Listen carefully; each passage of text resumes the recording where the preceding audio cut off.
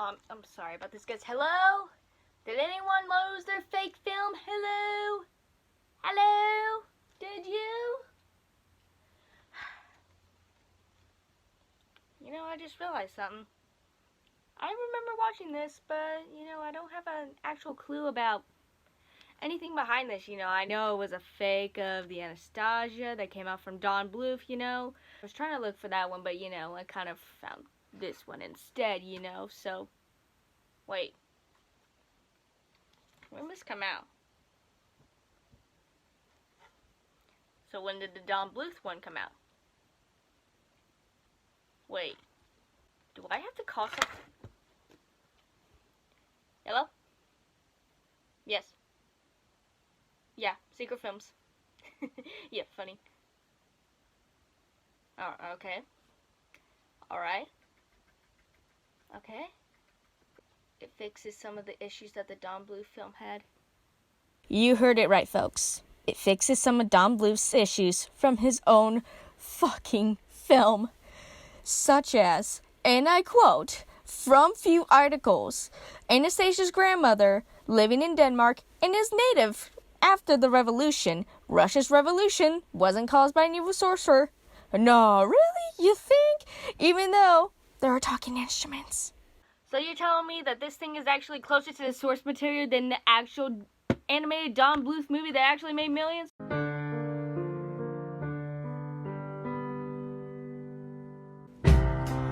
We get the backstory about Russia during the Russian Revolution, as it is time of the King Tsar Nicholas II and his queen Alexandra and their 3 kids. My favorite, though, is when they talk about Princess Tatiana.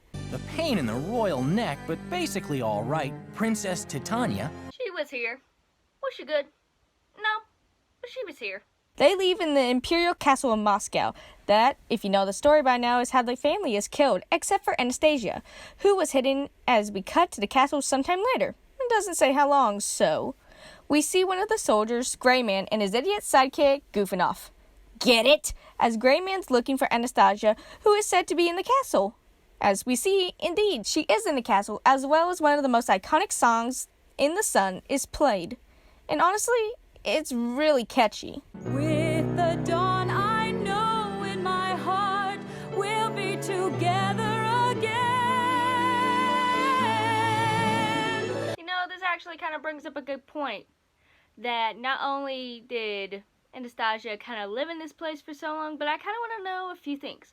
1, how did she find the talking instruments?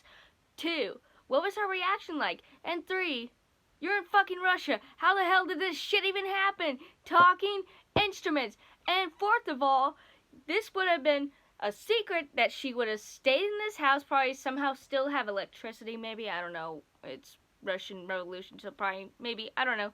So, if she actually would have, I don't know, stayed in secret, not learned this song, then maybe she wouldn't have been kicked out of her own house. Hey, look, they're leaving. Fun! They escape out the window as I'm trying to figure out what the hell Greyman and his crew were thinking when they saw the girl who moving instruments fly out the window. Get them, you nincompoops! Actually, what does nincompoop sound like in Russian? Простофили. I don't know what I expected. Honestly, I don't know what I expected. So they crash land into the forest where they find out that the secret police, not a secret if everyone knows what they look like and know when they're arriving, they don't want the instruments, but they want Anastasia herself. Because shocker, she's the last princess, but they don't tell her that, just that they can never go back. They sneak onto a train as Anastasia gives us her woes, making us feel bad for her. But that's interrupted when the trunk in front of them starts moving and talking. General Vladimir Delsiana Inikovich. The trombone tells her that he knows of a Ninkovich name, giving her the okay to open it, as remember this line. Nice lad, but a bit untrustworthy as a soldier. In the Tsar's imperial forces, if you must know. Long since...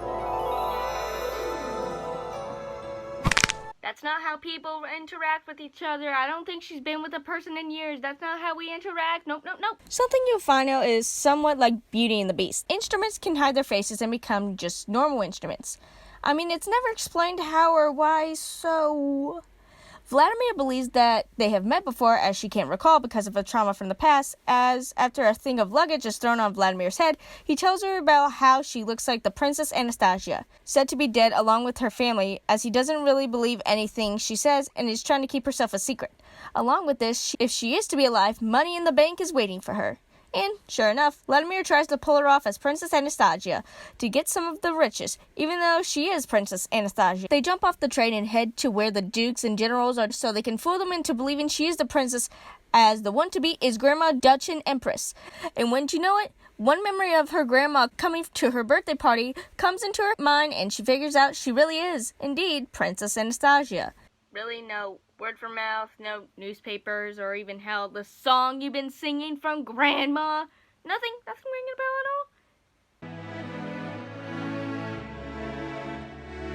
all? I love this city. We get a montage of the instruments living their best life. And they're doing a montage of random shit, might as well bring one thing up. Vodka. You're too young. Hey, I put Britain in the Bratz review, so why not Russian and Anastasia review? Vladimir comes around, teaching her how to be a princess.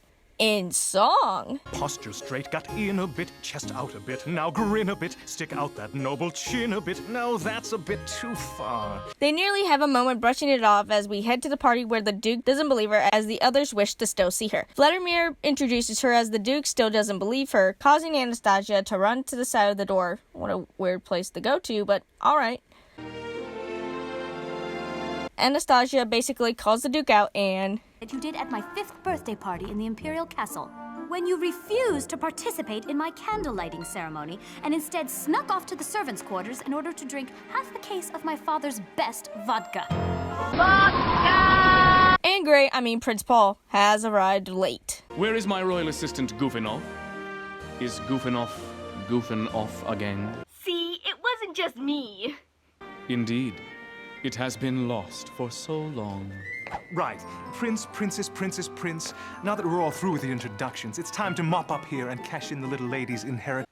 Excuse me 1 second. Let's just, perfect. Paul then helps Anastasia be introduced to Grandma, as well as basically go around Russia and visit places, making Vladimir jealous.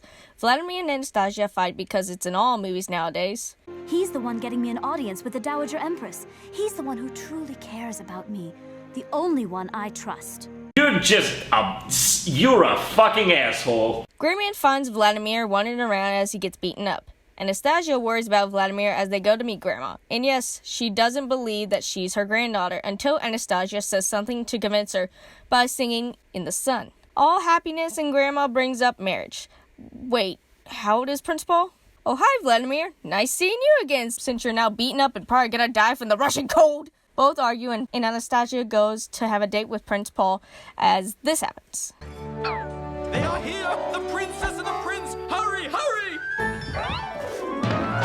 Anastasia is taken captive, as well as revealing that Prince Paul has been lying and it is indeed the Grey Man singing about how evil he is. You called?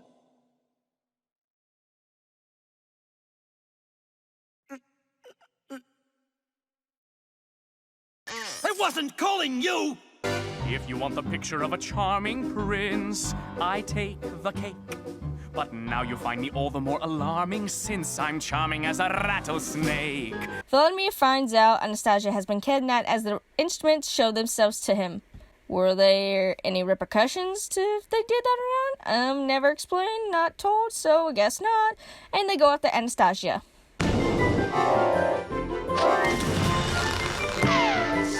Oh, I'm gay now. Vladimir finds Anastasia as they confess love for each other, as Greyman interrupts both breaking into a fight, falling out the window and into the cold water, both dying of hypothermia. The end. Kinda. He's alive for a bit, repeating that he wanted her and not the money, and by the power of Rapunzel... Wait, this came out before the movie Rapunzel. Oh, shit. The instruments reveal their true selves, saving him as she sings In the Sun again, except different. I'll keep believing, no matter how far, you'll be with me in my heart. They disappear as they live happily ever after. Until you realize that your parents were actually instruments the whole time and you still don't know how the fuck that happened. Anastasia? Vladimir! Bitch, why are you crying? The good in this. The songs are really good and memorable. The characters are good, and for what's given, it does keep moving. I mean, we have a scene, then go. Prince Paul, or whatever, had a good scene at the beginning. He was ominous and as well as bald until the reveal. Anastasia is the best character in this. She's brave, but also emotional. She's got a high horse, but she also knows when to look Prince Paul's henchman. Vladimir as well is, yes, the main run-of-the-mill guy who tries to deceive the girl, but he's not just a prince. He's actually a general, and that's pretty rare for these sort of movies. Well, technically now Prince. Actually, how the hell would this work? Considering that Grandma just knows her as... Ooh, should we tell Granny? Oh, shit, how do we tell Granny that Prince Paul's dead? And that he was actually one of the secret police. Ooh. That's a story on its own, I guess. The bad. The instruments in real life would be bent as hell and probably be rusted from basically, being in the snow, not having proper care taken of because she probably doesn't know how to take care of a fucking instrument. I'm just saying that now because the band student at me is crying. Stealing iconic other animations like Beauty and the Beast, Little Mermaid, Anastasia, of course, and Cinderella. Sometimes the characters just stop blinking or moving out of random. I guess it was the same animation, but come on. It's not like you had a month or two to work on that. Oh, wait. The instruments can just take away their faces? How they know they could do that? They've only been around Anastasia for how long, and how did they figure this out beforehand? Or was it like, I can do this now? Cool. It said that if they tell her who they are, that they would disappear. But how did they know this? Or was it kind of just like, oh, we figured this and oh shit, it's real. Prince Paul or Greyman or whatever they decided to call him is obviously the bad guy. Not that it's bad, but he's not memorable besides the beginning. And I gotta replay it again. Nice lad, but a bit untrustworthy as a soldier. And yet they said he was a general. Did they win a slow week or something? There was some confusion as Grandma is in Denmark. Well, sometimes it's also said that she's in Russia, so I don't know if that was just a miscommunication on both parts, or maybe she actually came to Russia at one point, or they went to Denmark at one point. It's never clear, so I guess I'm saying Denmark, but at the same time, I'm never sure, so... Hold on, doing that again. Tatiana is seen as an emo teen throughout all this, being the emo poet. Could it be that she's about 16 or maybe in her early 20s and that she actually just realized that she is dead and inside a cello? Yeah, I would probably be pissed off too, considering that everyone's okay with this except for her. And yes, on IMDb, there is no one who plays anyone, so no one is all of them. Actually, this is a prince and princess combined story. What do I mean by that? I don't know if you can see that right here, but this one right here has a combination of Snow White and the magic mirror. And what does that mean? That there is more. There's not only Notre Dame, there's not only Moses, there's not only Mulan, there's not only Hercules, but now I'm stuck reviewing them. I'm out. Follow me. One more for the road, though, with a vodka reference. Magic metal pipe of pain!